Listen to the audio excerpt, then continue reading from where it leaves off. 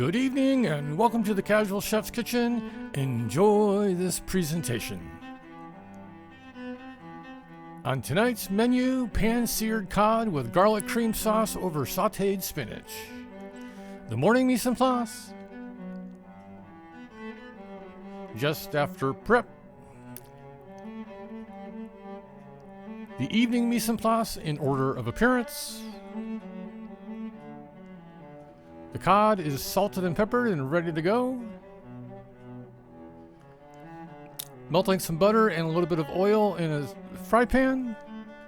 I add the cod to fry the first side. Flip to the second side.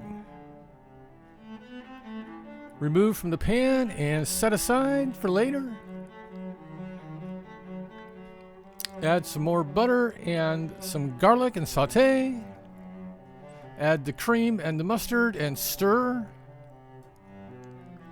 Here's the finished cream sauce. Add some oil to a saute pan.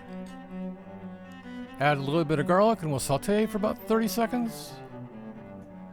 Add the spinach and stir to wilt. Here's the finished spinach.